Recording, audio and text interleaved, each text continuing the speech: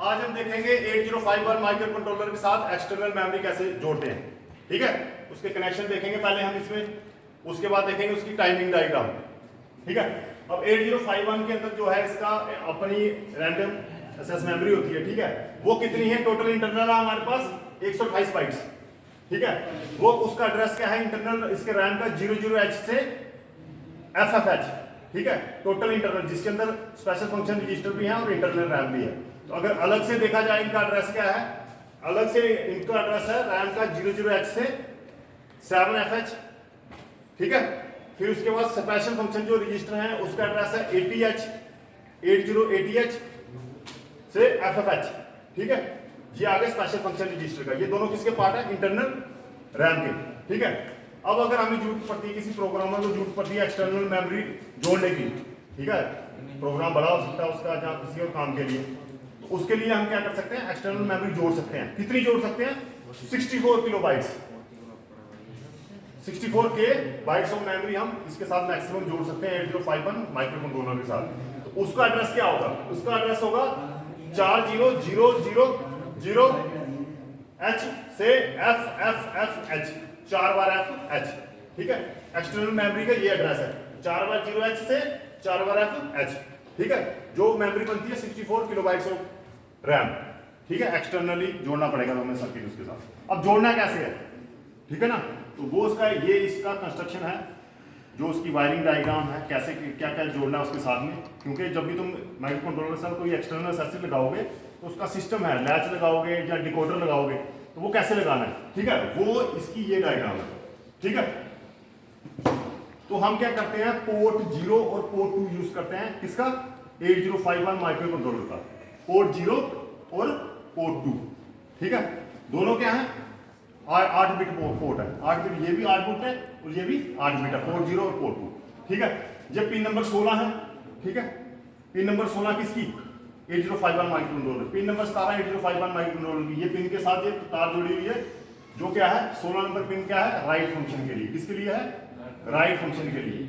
और 17 number pin क्या है? रीड फंक्शन के लिए। दोनों एक्टिव लो हैं। क्या है? दोनों एक्टिव लो, तभी इसके ऊपर ये डैश लगाया हुआ है। एक्टिव लो मैंने बताया ना, एक्टिव लो जब हम ये जो सिग्नल है, ये जो नीचे आ रहा है ना, ये एक्टिव लो सिग्नल है, और ये कौन सा है? Active high. ठीक है, एक्टिव हाई ऊपर ऊपर ऊपर जाएगा पॉजिटिव वाली साइड, एक्टिव लो नीचे वाली साइड इसके लिए होगी। ठीक है, तो ये दोनों की नीचे वाली साइड, ये देखो नीचे वाली साइड है एक्टिव लो सिग्नल। फिर पोर्ट 2 को जो है, ये मैंने डैश जो लगाया है, ये मैंने डैश का मतलब क्या है? इसका डैश का मतलब है ये जो 2 तारे हैं, 2 तारे नहीं है, ये 8 है। कितनी लाइन है?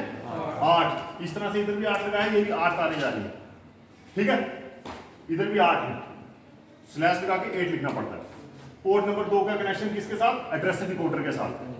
ठीक है, एड्रेस डिकोडर लगाया। एड्रेस डिकोडर पोर्ट नंबर 2 किसको असेस करेगा? ये हमारे मोस्ट सिग्निफिकेंट एड्रेस बिट्स को कैरी करेगा। कौन करेगा? Port number 2। तो lower significant bits LSB address bits वो कौन करेगा कैरी? Port number 0। कैसे करेगा? पहला वाला पोर्ट 2 करेगा एड्रेस डिकोडर को यूज करके और कंट्रोल सिग्नल यूज करके। ठीक है, वो इधर मिलेगा हमें एड्रेस इनपुट में। ठीक है, 8 बिट इसके 8 बिट इसके, तो 16 बिट हो गई ना। ठीक है, तो ये पोर्ट नंबर 0 किसको यूज करेगा? लैच को, 373 लैच का IC का नाम है। ठीक है, लैच यूज करेगा। ये इधर से इधर भी जा रहा होगा सिग्नल, इधर भी आ रहा है। ठीक है, डाटा आउटपुट इनपुट आउटपुट के लिए।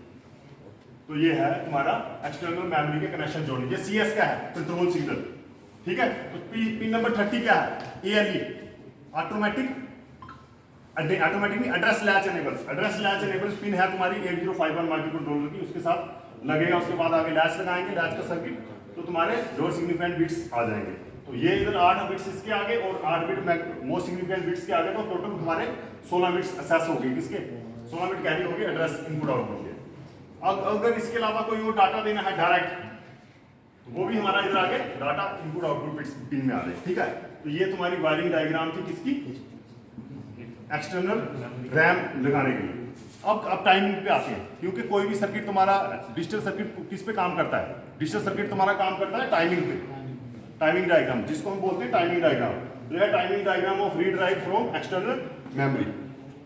जैसे ही हम इसमें मूव एक्स इंस्ट्रक्शन यूज करते हैं, ठीक है, मूव एक्स इंस्ट्रक्शन क्या करेगा, डाटा ट्रांसफर करेगा तुम्हारा अक्यूमुलेटर से एक्सटर्नल मेमोरी।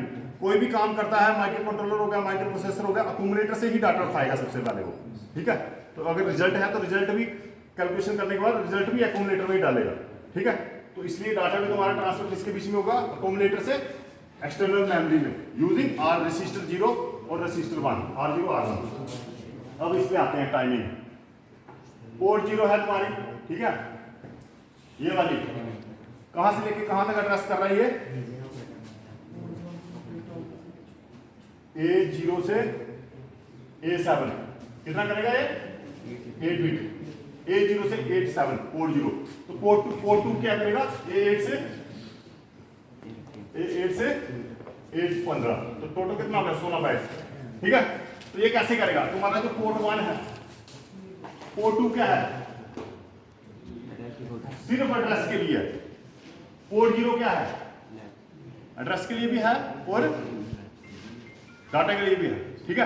तो लैचिंग उसमें ऑपरेशन हो रहा है, तो लैचिंग कैसे करेगा, दोनों में से एक ही काम करेगा, जहां तो डाटा उठाएगा जहां तो एड्रेस उठाएगा। दो काम मल्टीप्लेक्सिंग कर रहा है ना, मल्टीप्लेक्सिंग, डीमल्टीप्लेक्सिंग कौन कर रहा है इसका, लैच। तो ये दोनों पोर्ट, ये सिंगल पोर्ट क्या कर रहे हैं, इसमें मल्टीप्लेक्सिंग यूज कर रहे हैं, ठीक है। एक वायर को 2 बार यूज करना, मान लो 2 सेकंड के लिए हमने डाटा ट्रांसफर करना है, 1 सेकंड के लिए हमने पहले उसको डाटा ट्रांसफर कर दिया, 1 सेकंड के बाद एड्रेस ट्रांसफर कर दिया। सिंगल तार से हम यूज कर सकते हैं, ठीक है, नहीं तो हमें 2 तार लेनी पड़नी थी अलग से। तो ये मसला है। अब पोर्ट 1 को, अगर हम पोर्ट 1 को इसने इनिशियलाइज किया है, इसको किसके लिए, एड्रेस के लिए, 80 से A7, ठीक है, एड्रेस आ रहा है। लेकिन अब A7 के बाद हमें A8 से A15 भी चाहिए, ठीक है ना। तो फिर ये वाला सिग्नल हो गया, कौन सा सिग्नल हुआ, ALE का, ALE की पल्स दी हमने इधर से, भाई हमें अगले सिग्नल भी चाहिए, तो फिर हमें A7 उठाने के बाद A8 से A15 उठा लिया हमने, ठीक है। तो टोटल हमारा पूरा का पूरा 16 बिट्स ट्रांसफर हो गए। तो लेकिन अब हमने फंक्शन कौन सा कराना है, जो भी फंक्शन कराना, मान लो हमने अनेबल रीड करवाना है तो रीड की पल्स देंगे, राइट करवाना है तो राइट को अनेबल करेंगे, ठीक है। ये पल्स है, पल्स से ही कोई भी चीज ऑन होती है माइक्रो कंट्रोलर में, जब माइक्रो प्रोसेसर में पल्स होती है।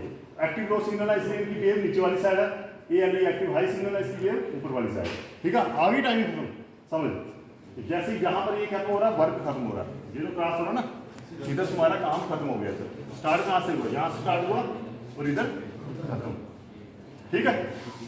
ALE का काम था लैचिंग।